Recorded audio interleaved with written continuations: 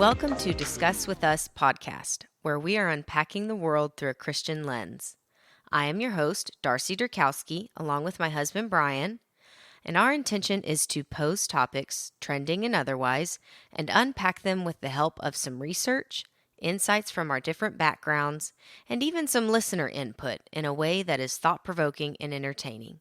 So get comfortable, grab your favorite beverage, and discuss with us.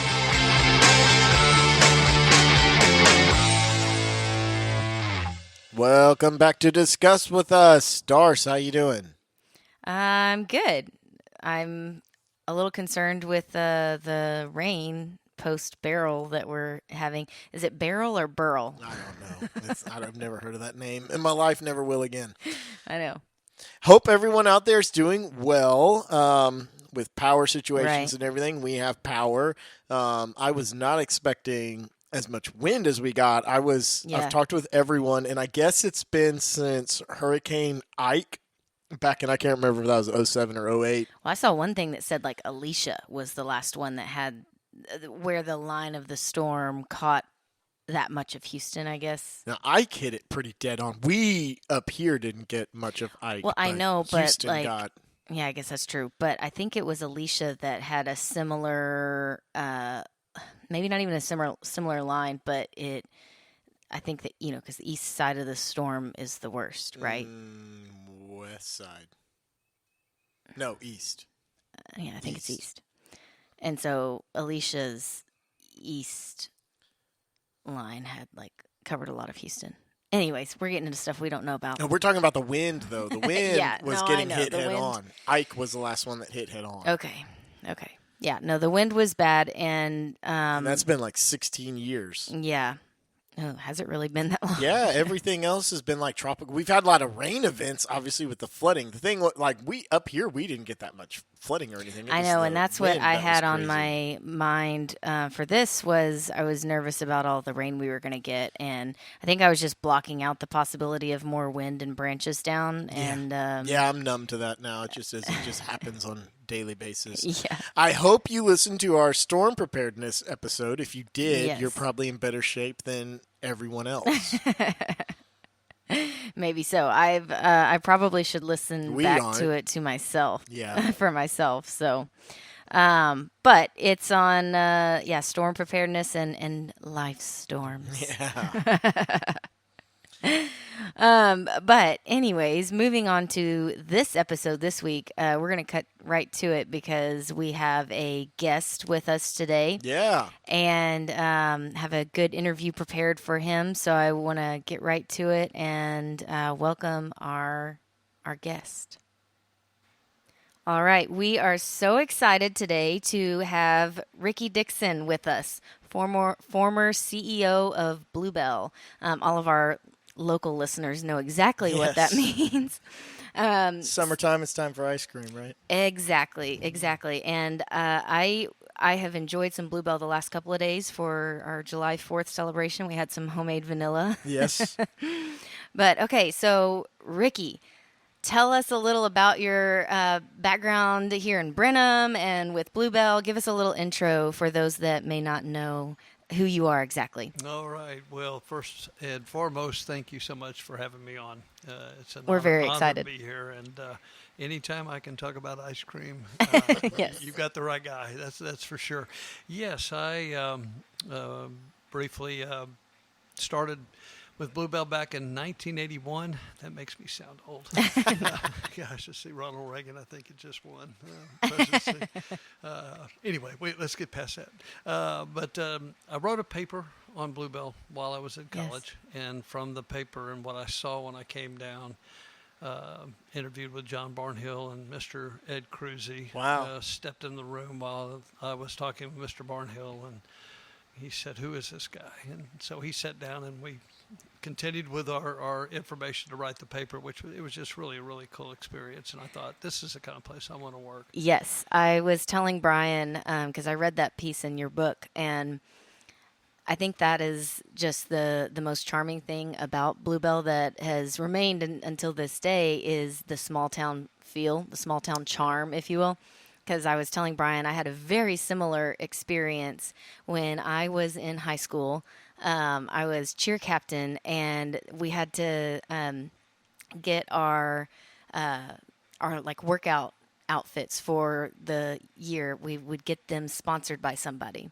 And so I went to ask Mr. Cruzy if Bluebell would sponsor our workout outfits, and they walked me right up to his office. I sat with him, told him what we were doing, and of course they did it. But he didn't stop there. Like, we had a full on conversation about about where I was at in life, in high school right then. Wow. And then he walked me down to the country store when it was still downstairs and enjoyed a scoop with me. So I have experienced that same charm, and I can see why that would draw you in when you're, especially at the time where you're kind of impressionable and looking for that career path. Yeah, absolutely. For sure. Absolutely. And that you just nailed him. That was his heart. He Yes. loved working with high school students. And, yes. Just very, very relational. Yes. And I would ask the hard questions or the fun questions to make you think, like, wait a minute, yes. you just asked me that. But they just made you feel warm and welcome. Yes. And I remember John Barnhill one day. I would call him Mr. Barnhill. It's Mr. Cruzy, Mr. Barnhill. Yes. And one day he looked at me and he said, "You know what, Ricky? My FedEx guy walks in with a package and he says, 'Hey, John, how you doing?' He said, if he can call me John, you can call me John." That's Which right. I just thought that. I said, "What's out of respect?" Surreal, Yeah, it's out of respect. I think Yes. the world of them. And it really, truly was that culture that's, pulled me back. I was a marketing journalism major. Yes. And I laugh now. Journalism, partly because I love to write, but partly because I didn't have to take more than 9 hours of accounting. There you go. The CPAs are now all of a sudden turning their podcast off. I don't mean to do that. Nah, hang with us. But yeah, please, there's more, I promise. But they're just through the culture and through what I saw, I thought, I was leaning toward public relation or advertising. Yes. I worked for the Baylor paper and also worked for an advertising agency in Waco. And it came time, I thought, I'm going to go down and interview for, well, I didn't know. When you grow up, you don't know. One day I'm going to work for an ice cream company. Yeah. And yet it just intrigued me. So I went down and interviewed, and about a month later, John Barnhill called me back. And it was in the summer, and I still had one semester to go. Oh, that's a good huge. feeling. Yeah. Yeah. He said, "You have a job. You can go to Houston. You can go to Dallas. Just know when you graduate, you have a job waiting on you." That's awesome. One check. There you go. Yeah. That's exactly. So it made that last semester a little bit more A little bit more challenging to focus, maybe. Yeah, exactly. So anyway, that Good. started the journey, and the book One Scoop at a Time is these chapters end and next one opens. I've been with Bluebell, or was. I keep wanting to say I'm still there because I still feel like I'm there. Retired a couple months ago after 43 plus years. Wow. That's incredible. So, Congrats. Yeah. Thank you. That's incredible. And so you mentioned the book, One Scoop at a Time. So that's one of the main reasons that we wanted to have you on, is to talk about your book. It's Stories and Lessons from Fear to Faith. And I have had the book for maybe an entire day and a half that included a holiday, but I will tell y'all that I am more than halfway finished with it, if that gives you any idea. She loves it. She kicked all of us out of the room and locked the door. I Me and did. the boys said, "I'm reading this book right now." Well, I did. So I wanted to have you on. Our podcast, we try to view everything through the Christian lens, no Yep. matter what it might be. And, we said early on in doing this podcast that in order for it to be sustainable, it had to be, things that we were actually talking about. And we're talking about this book. So I obviously have read at least most of it and had some thoughts prepared and wanted to get your input on some of these. And so I'll start off. I'll dive right in here. great. Well, first let's hear when did the thought hit you to write a book? How did that go? Yeah. Yeah, it's a great question. I have had that in the back of my mind as the decision to retire started the process. Yes. And it was one of those things where we decided to land where our grandkids were. Yes. We had actually bought land outside of Giddings, out in the country, where we had the house we wanted to build. But to be really transparent, one night my wife and I were watching a movie. I got up to go to the restroom. I came back, and it was just something that hit me that she has supported me for 20 years. We became empty nesters the day she came down here. And for 20 years, she's not complained once. She has been my biggest cheerleader, my biggest supporter. And it's my turn to support her. And so her heart is those grandkids. And so I said, we're going to Oklahoma City. She thought I was kidding. She said, I don't know what happened just now, but and I go, no, that's where we're supposed to be. And I have not looked back since. Very nice. So the book has been there in my mind, but yet I thought really honestly it would be after I retired. Once I retire, then I could sit and start writing, and whatever length of time. It was, I think, September of last year. I got approached by a publisher and said, hey, have you thought about writing a book? And it was through a really good friend. And I said, well, yeah, I've thought about it. And I never will forget. I said, when I retire, that's probably something I'll do. And I never will forget, she said, you don't understand, when you retire, you become irrelevant. I thought, what? I'm not going to the porch. I haven't even ordered the rocking chair yet. So I thought that was interesting. But her point was, look, this is you. And so I went, as I really honestly thought and started praying, is this really what I need to be doing right now? My wife, we had already established our residence. Our home was up in Oklahoma City, but I was still here during the week, and then we'd going back and forth. And so I thought, man, I'm here all week. And, I'd come home from work, make a little something to eat, maybe watch 30 minutes or whatever, right, and then pull out the laptop and just start writing. And it just started to flow. I love to hunt. I mean, I took my laptop in the deer stand from 5:36 in the morning until noon. I would sit and write, and when you get tired of writing, you'd just take a break. It was the only time I ever remember praying, please, not a big one today. I'm on a roll. Right. You knew that was going to happen. The biggest deer I've ever seen is going to walk in, and I got to put the laptop down. But I'm giving you a long answer. But no, that's good. I felt like, I started with a paper. Let's finish with a book. Oh, no, I love that. And so that's why. I love that. Thought, let's just get going, and we took off. Okay. So right off the bat in your book, in one of the first few chapters, you talk about I call it the Oklahoma decision. That's how I have it written here, where you had just been, I don't want to I'm like towing the line of not giving away too much about your book here. But basically you were in a really good place with work, surrounded by your very close-knit family, and you got this opportunity to advance your career, but in a different state.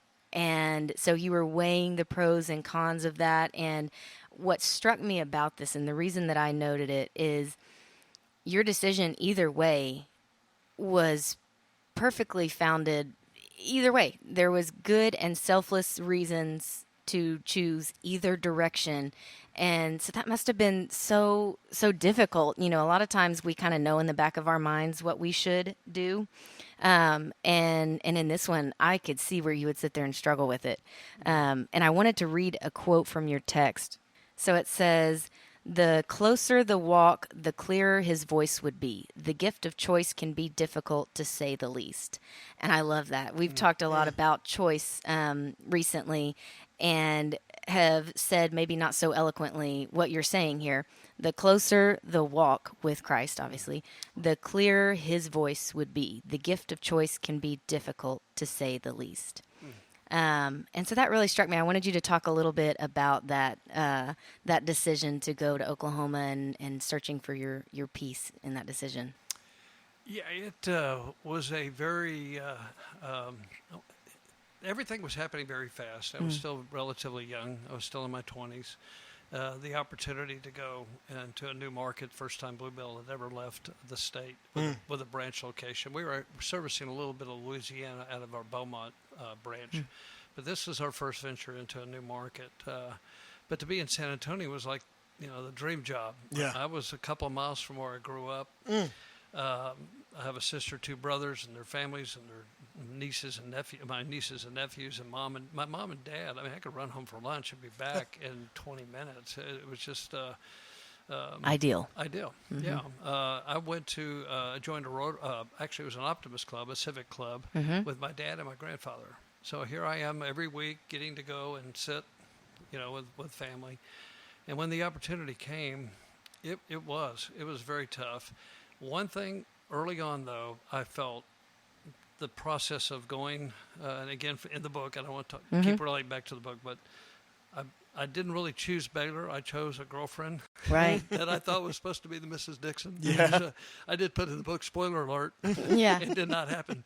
But that's what got me to Baylor into Bluebell. And so I have tried to, through my career, I've tried to keep that in check. That Yes. I'm not here for me. I'm here for why you placed me here. Mm-hmm. And so that probably was the clearness that, look, you can stay comfortable. You Mm-hmm. can stay here. You have every reason to. It really did help me empathize, and I'm real big on this, especially as I've moved in different positions, is I don't want to just sympathize with an employee. I want to empathize. Mm-hmm. I want to feel what you're feeling so I can help navigate and or learn. I mean, it's a two-way road. And so when we ask employees later, would you like to move to this location? And they say, this isn't a good time in my life to move. Man, I get it. I totally get it. And you really I love get you for it. Yeah. I don't want you to move. And believe me, if mama's not happy, life's not happy. Amen. So, I feel you, man. But in all seriousness, I think that it was at that point that I really did bathe it in prayer. God, really, is this the path that you're taking me? Or am I getting caught up in the wrong thing? And just had a real clear sense of direction that, no, this is where I'm taking you. And so what I loved about it is, you just painted the whole picture of how comfortable you were there in San Antonio for all the right reasons. Yeah. All your family is there. And this is something that we just talked about in our last episode on the Great Divorce is, even a lot of the good things in our life can blind us to what God would have for us and making the right choices, if you will, in choosing his will. So I just thought that decision was very cool. I wanted to hear more about that. Yeah. So another question that I had for you is, so in that move that you made, you went from sales to operations, which it doesn't matter, I feel like, what industry you're in. Everybody can nod their head and go, oh, man. Sales to operations, that had to have its challenges, especially when you're in a leadership position, because you've got all these operations people now that I'm sure were like, who? And you painted that picture in the book. And so surrounded, whether you are thrust into a leadership position, surrounded by people that are all new to you, that has its challenges, or like we were saying, a lot of times I think it might be more challenging when you are positioned for leadership around people that you have worked alongside. I've personally kind of experienced that, and I would venture to say that might be most difficult. So I wanted you to talk a little about your style of leadership, which I think reading the book, and you said there would be servant leadership. Right. What does that look like for you, and how has that served you in your career? I think at that particular time we had moved to Oklahoma, then moved from Oklahoma City to Tulsa, and so at that stage of not just me but our company, it was our first out-of-state plant. We had built branches, and we had a pretty good model on how a branch would set up, how far to go out, how to establish routes. But for a plant, how do you now make the same ice cream in a different location? In this case, a different state. Right. And it was the right decision to go because we were far enough away that if anything happened to either one of the plants, you still have a backup plan. That's true. Whereas we're close enough to where if something were to happen, then you could take care of it from either or. So when they asked that question, we were transitioning. I think it was a growth time for Bluebell. The particular individuals that were running the plant, one actually came back to Dimebox. He took over a family business that his father-in-law had passed away. Okay. And they said, would you step in as general manager and run the plant? And I probably had the same look that the management team had when I walked in.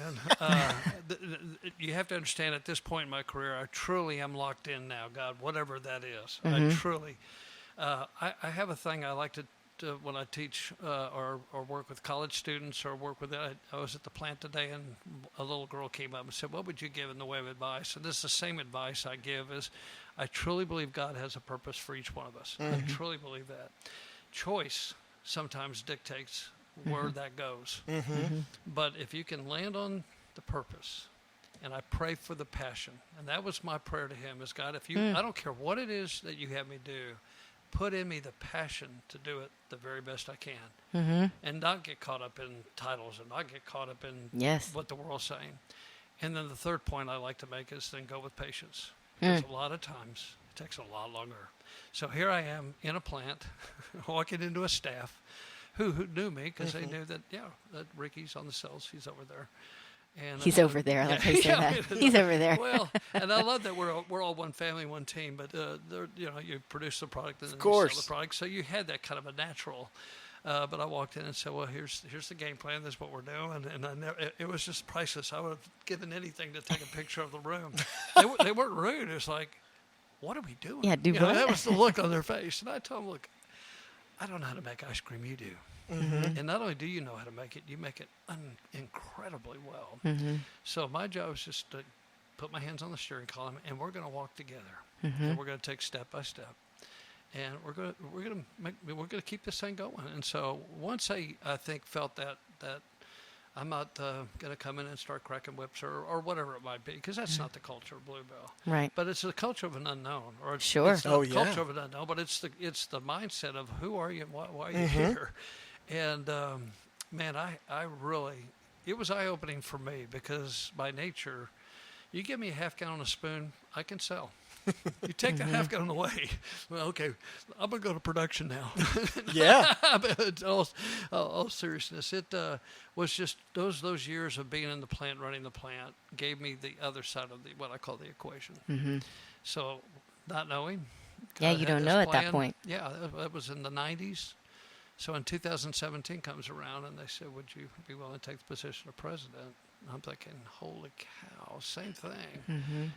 Is this mic on? What's happening here? But I knew again, if this is what you want, God, this is not me. And I've tried to say that from the get-go. I truly believe in my heart, if this is where you're putting me here for a purpose. It's not hard to have passion. I mean, to sell and make the best ice cream in the world is there. But to not miss what God's doing. Yes. To keep your eyes off yourself. And so that's where I started saying my daily prayer is to look up, not within, but then put within what you want. I want to hear from you. Yes. Mark Batterson's one of my favorite authors, and he wrote a book called Whisper. And in the beginning of the book, it talks about how when God really wants your attention, he'll whisper. Because when you whisper, you have to lean in. Yes. And God wants us to lean into him, not move away like from him. So little things like that have stayed in my... Well, you've just dropped probably 4 nuggets of wisdom. We can just kind of end the podcast right now. But I love your points about being able to pray for passion, because a lot of people, when we're praying and asking for God's will, if we don't feel that passion, we're like, "Well, God, no, I can't do that. I don't have any particular gift that way." But he can provide all those things. It's like when he was leading Moses and Aaron and asking them to take on, different tasks, and they're like, "Well, I can't do that." But God can. Yeah, so praying for the passion, that's an easy one, but accepting his purpose. I heard something one time that has stuck with me about what peace that we can have as Christians when we accept each and everything as God's will. And then just pray for what we're supposed to do with it. And I love your point about patience too, because it's so easy for us. You talk about then when you're 2017, when they ask you to run everything, you're like, "Oh man, that served me well." But how many years were there in between, where you weren't able to see that? We can always look back, but you got to have that patience to ride it out until you get that perspective later. Yeah, absolutely. No, that's good. What would you say to individuals looking for a place, maybe career-wise, work-wise, to put down roots and grow? What should they focus on? Yeah, I would probably gravitate back to what I said just a second ago as far as really try to seek. There's going to be jobs that are stepping stones. Yes. I was fortunate enough to come to a company that was just on the cutting edge. I mean, we were in Houston and Austin and the surrounding areas of Brenham. And so when you think about it, it started in 1907, but it's 1981. and yeah, that's our footprint. Mm-hmm. So it wasn't that hard to see that, boy, I'm on the cutting edge of something really, really special. What I also loved was the fact that Bluebell wasn't going to try to be the biggest, the fastest overnight. Yes. Yeah. That we're going to grow. We're going to grow at this pace, and we're going to take it. And Ed and Howard both said, "Look, It's a unique perspective, I it feel really like. is." I've said it. I don't know if we've said it a whole lot, but I've never said we're going to be number one. We're going to be number one. But I have said we want to be the very best we possibly can be. Period. If you do that, number one will take care of it. Well, and not Right. losing sight of that, because it's easy to say we're going to be the best, and if we're the best, we should also be number one. Right. And yeah, they'll do polls or taste tests. I think that people vote with their dollars. And when you look at the AC Nielsen reports, it's easy to say, wow, we've really, we're number one in Texas, number one in Louisiana. But I think you just don't want to lose sight, again, of just be the very best you can be. Well, what makes you who you are? Yeah. And it's opposite. You think of sports. You want to be number one in everything that you do. You want Yes. but to me, that's a number. I want to go further than that. How did the day go? And you want to give it your all every day, because that's the only opportunity you have. Was that day is, if you blow it that day, what's that going to do as far as erosion as you go down? And so, And one thing that Brian was talking about earlier is the part that your employee culture plays in that. And I think that's something that gets missed on, people looking for their career, their workplace, is what's the culture of that. Brian was saying how important a culture is in a workplace and what part it plays in whatever type of product or service that you're selling.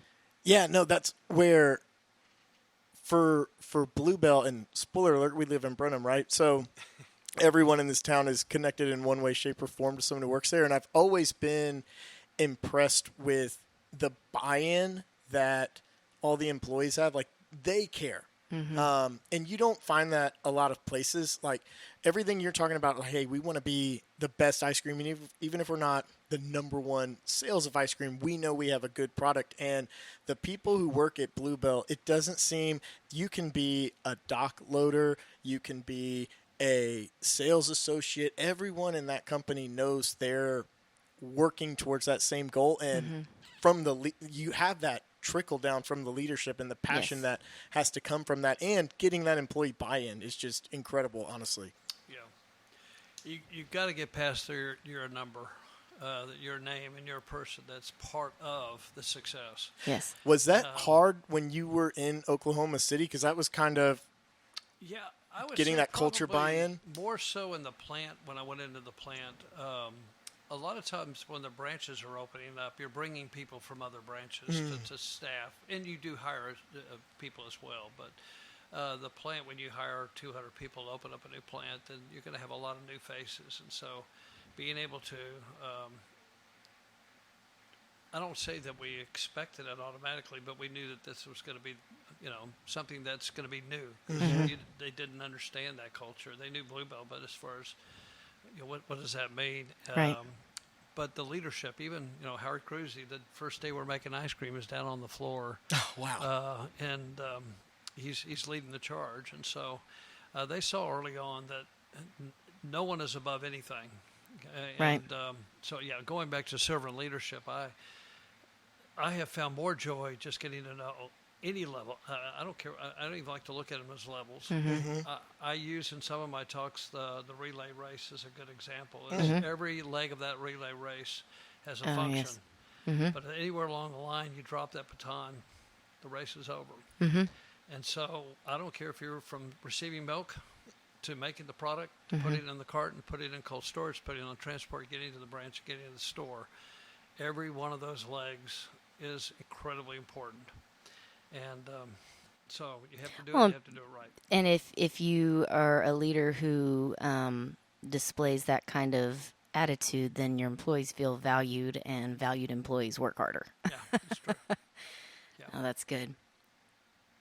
One question that I wrote down that I think everybody will be interested in your answer is, what obviously Bluebell has seen a lot of success, but also had some tough times too. And what was or have you seen yet the blessing that came from the Listeria crisis several years ago? Yeah, great question. And I would say probably, I've been with the company over 43 years, not 100 plus, but at the same time, and I know we have some stories way back that were probably what I'd consider dark days. But obviously, this was a very, very tough time in the history of the company for a lot of reasons. But I think the blessings that have come was just a really, really sharp focus on not just. I want to say not just doing it right. We were doing industry standard. We were doing what everybody. I've got friends in the industry all over the country, and when we talk about, well, what do you do? What do you do? We were in some cases ahead of even that. But all of what we learned was just tremendous. And again, I go back to the employee embracing that. Yes. We didn't know that. Where does it go from here? What's going to happen? But at the same time, we knew if we put our head down, we work hard, pray hard.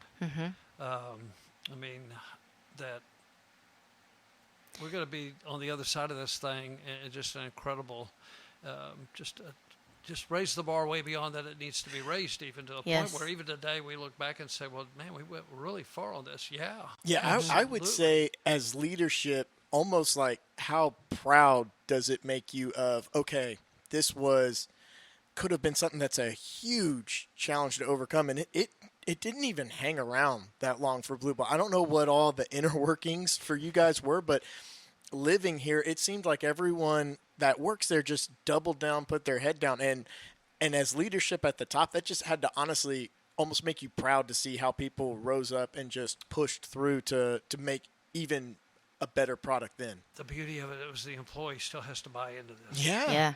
And the fact that let's do this. I mean, we all of a sudden now we're doing captive shoes. You walk in, the first thing you do is take your shoes off from outside and put on a pair of shoes that have never been outside and still get washed down as you walk out of that room to make sure. Testing like you wouldn't believe, testing final product.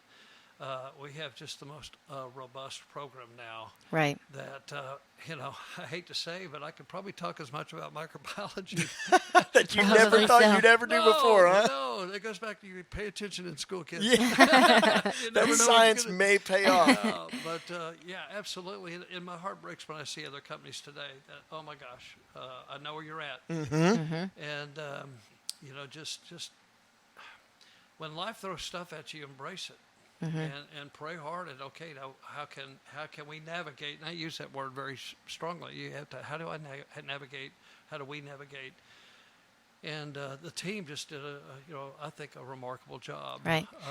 There were mistakes. You fumble, man, but the heart and soul is we want to get it right. We got to get back. And the reception that people were writing saying, well, we're waiting. And then they were. Yeah. Yes. Probably, we go, I don't think there was we all cried. There wasn't a dry eye in the place when those trucks rolled out. And seeing people line up from the freezer all the way out the door of stores at 4 or 5 in the morning, it's back. And it's like, because you don't know. Yeah. You don't know. So. And you talked about it being uncharted waters, and I know it had to be for you guys, but Brian and I have talked even way prior to this, really as it was going on probably, about what Trailblazers Bluebell was at that time. Because I would venture to say that lots of other creameries and not even just creameries, but other food production companies had to kind of check themselves after that and follow suit. So Bluebell, it was uncharted waters. It was tough, but you also got the opportunity to be trailblazers.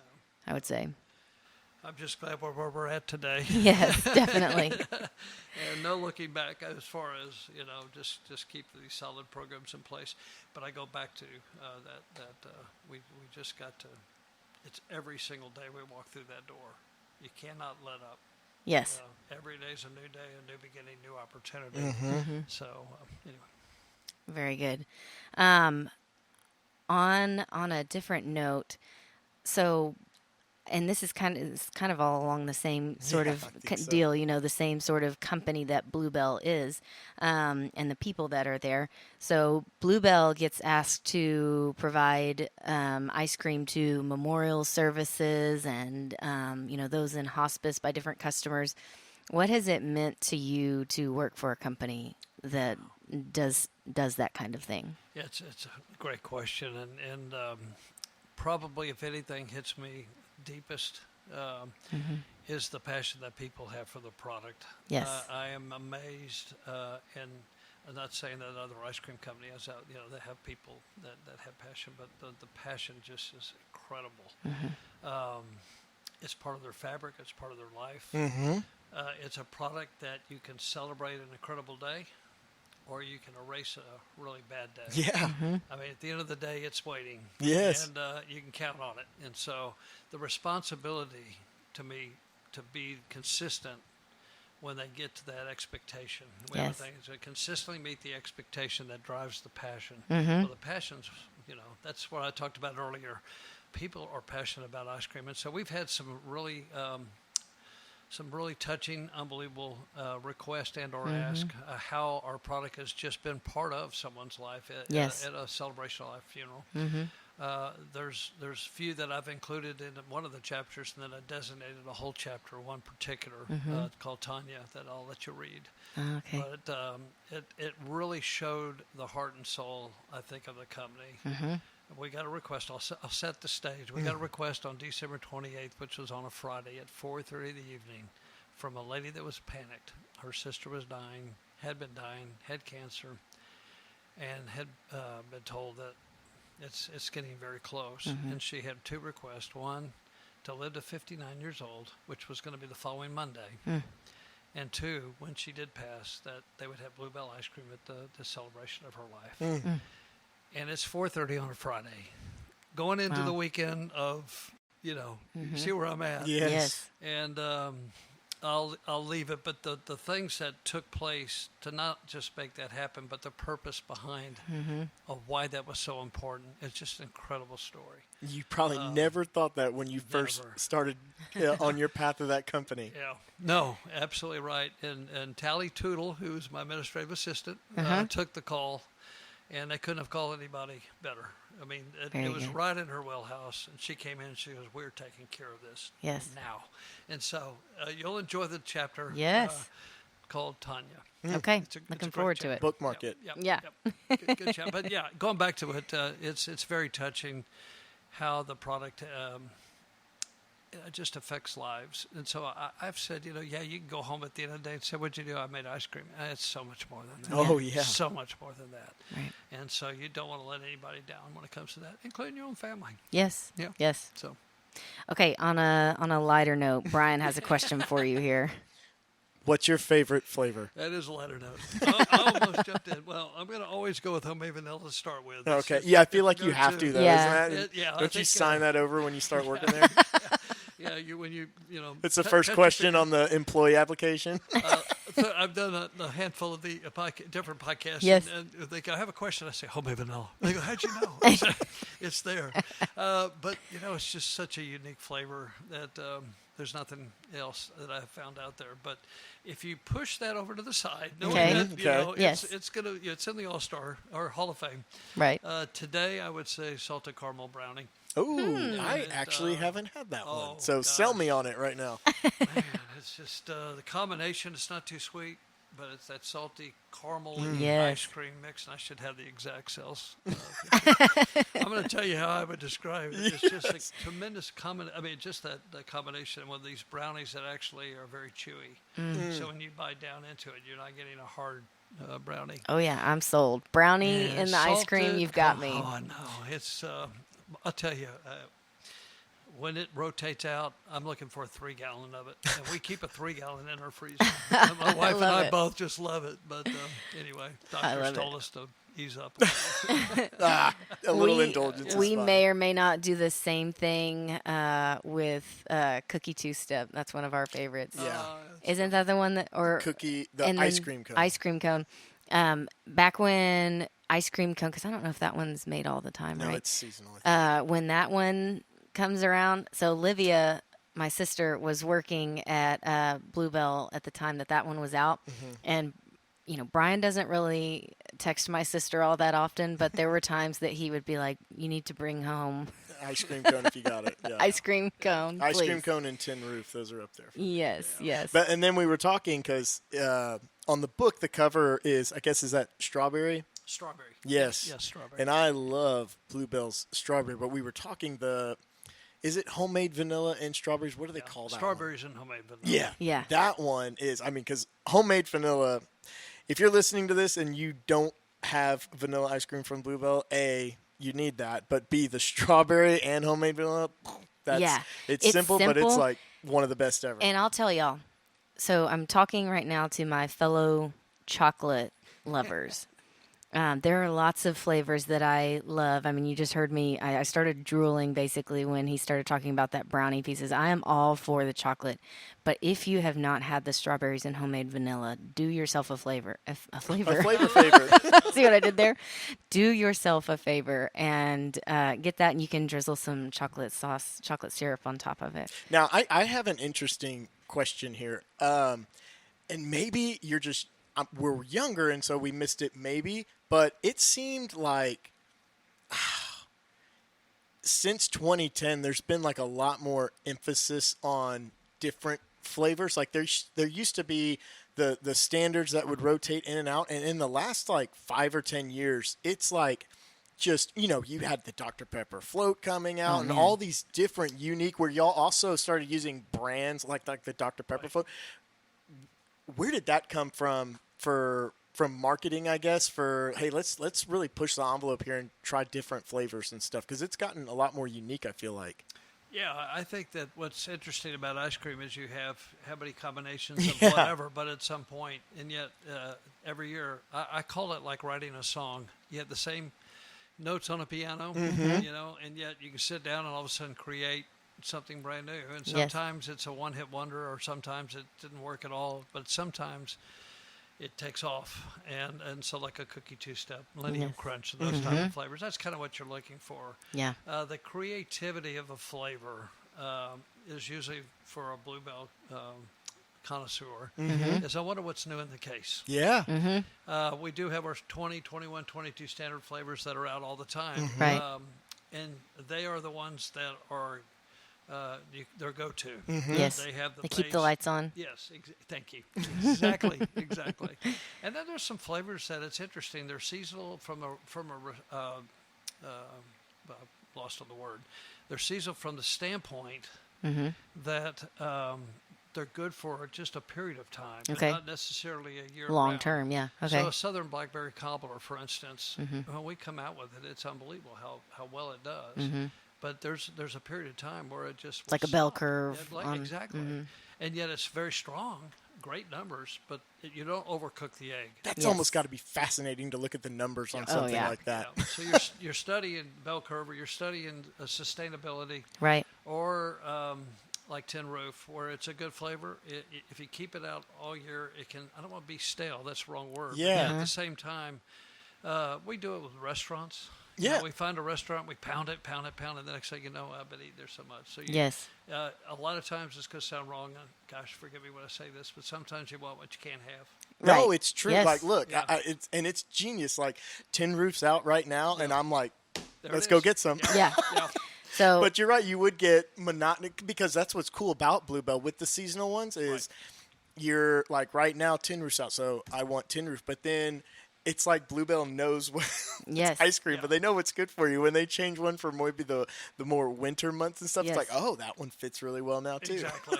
Well, so we had the discussion on the Dr. Pepper float. When that one came out, that was pure genius, because was it last year around like summertime? Or it's not been long. Or maybe it was this year. I don't know. No, it's last year. 'Cause Okay. This year was A&W Root. Yes, That's right. Okay. So- So that one, when I tasted that, I was like, this is the perfect summer flavor. We always say that. And- Every and time we we said try that- a new one, we're like, this may be the greatest one they've come out with, and then you try another one. And I also have to say that as somebody who can blindfolded taste test Dr. Pepper versus Dr. B versus Dr. Thunder and all of that stuff, and I can tell you exactly which one is the correct one. Y'all hit the nail on the head on that one. Like, it was so good. So, yeah, and I'm sitting over here like everyone's pulling ice cream out of their freezer right now. I know. I'm also just nerding out on what you're talking about here on sales analysis. Oh, yeah. Because that's part of what I do with my job, and I'm just like, that is fascinating. Yeah. I love it. I'm glad we got these details in here. And it's fun to see that, and you do want to keep it fresh, keep it fun, keep it interesting. The ones that get me are the flavors that just don't sell at all, and yet they're the most passionate people. That the ones that don't. Oh yeah, I'm my sure. goodness. It's yes. like, boy, my wife, if she was here, and she almost came with me. Chocolate almond marshmallow was a standard flavor for probably 30 years, and it slowed down, and then we didn't have it out, then we brought it back, then we didn't have it out. And yet, everybody I talk to at work, Greg Bridges, my wife, I mean, I could sit here and name different people. That's their favorite flavor. And we put it out there. And but those people are loyal to Yes. it. Well, especially so my wife's like, man, even the president of the company will not even make my favorite flavor. And I said, maybe it's all about, supply and demand, and you only have so much shelf space. And right. You want the flavors that will, do the most. So. That's awesome. Okay, so last question here is one that we always ask our guests. What for you has been a game changer in your faith, whether it's a specific moment in your Christian walk or a habit you picked up or dropped? What has been a game changer for you in your faith? Well, great question. And I was very fortunate to grow up in a Christian home. And when I say that, not just a Christian home, but my parents stressed so hard about having a relationship with Christ. Yes. Not just going to church. They said, anybody go to church. And Dad would say, do you want to check a box for an insurance policy, or do you want to become the bride of Christ? And so if you're in a dating relationship, you're not only in the infatuation, but you're in the growth. And then you get there are days that you're angry with God. There are days you're so thankful that he's right there. But having that relationship step by step and keeping the focus on that daily. And there are days it's hard. I won't lie.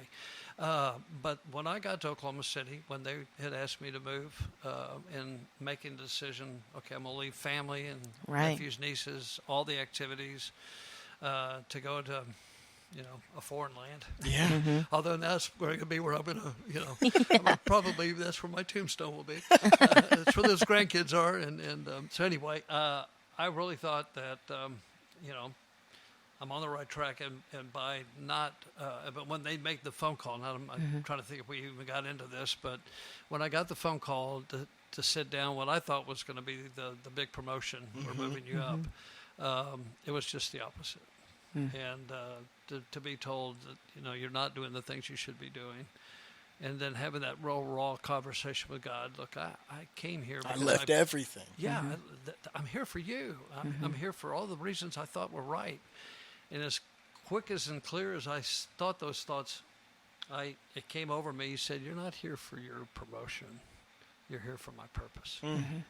I'll never forget that. I mean, even to this day, I think back to that like. Yeah, you're exactly right. Now, was I angry still? I won't lie. So what's that mean? And yet he said, just if you will trust me. So that's probably 1990, 91. Wow. In 1996, I'm asked to run a plant. Never dreaming that I'd now be on the production side versus the sales side, but not knowing 20 years later or whatever that to step into the role of running the company. And to have all that now is to be able to look back. So it's easy to look back and say, okay, I see what you're doing. Yeah. But the book is all about how do you have peace in the middle of the storm?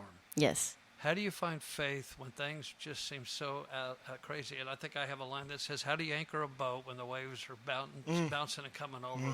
Yes. And I gravitate to Mark 4. I've used that as many times as I can when the disciples are on the ship or the boat. I guess they didn't have ships back then. But edit that one out. But when they're on the boat and Jesus goes to the front, he goes to sleep, and the waves come, and they're just beaten. And I can just see them, and they're taking water, they're dumping out. We're all. It's during the night, and finally go, do you not care? They wake him up, which Yeah. still blows my mind. The fact that he's able to sleep. Who sleeps? I mean, even if you're having a good day. I want that kind of peace. Oh, Yeah. exactly. And, he says, you have little faith. It does a mic drop. Everything goes perfectly still. And he says, that moment, I live for that moment. I call it, just the part that you can lay down and say, Christ, you have this. This is yours. And it takes us so long sometimes to get to that. But when you get to that, you finally get to the peace that passes understanding. It's my favorite, Philippians 4, 6, and 7. Don't be anxious about anything, but in everything with prayer, praise, and stipulation. I messed that one up. I went too fast. But the peace of God that will guard your heart and your mind. Yes. It passes understanding. I don't get this, but how do you get to that peace? And that's what the book is really, truly all about. How do you get to a point that, look, I don't understand this, God, at all. Right. I don't like it, but you're still God. And Goes back to that accepting everything that happens as God's will and the peace that comes with that. I like it. and I'll do a better job on my Philippians 4, 6, and 7. It's in the book. I mess them up all the time. Darcy needs to hurry up and finish the book so I can read it because this is awesome. Yes. So stories and lessons from fear to faith, one scoop at a time. Tell us where we can get your book. Where and when? Yes. Okay, couple of places. The simplest, just go on Amazon. Or you can go Nice to and easy. onescoopatatime.com. Okay. And you can order it there. Or you can go to rickydickson.com. Okay. You can order it there. Or on July 18th in the afternoon, 19th and 20th, I will be in the country store. Okay. Oh, cool. The 18th, I think it's from 1:30 to 3:30. The 19th and 20th, I think it's from like 10 till 2. Okay. And we'll be signing books. Just love to meet whoever. And I mean, Yes. seriously, we were there today, and I was having more fun talking to people from New York all the way down. I to drove by Florida. today. It was packed today. It was crazy. I had a little corner. The people were walking up. What are you doing? I drove by and I thought, now it's funny that we're talking. I was like, Bluebell needs a bigger parking lot for because there were people all over the place. I was like, man, July 5th for. It's a great turnout. Yeah. I was wondering who's running this place. No, I'm kidding.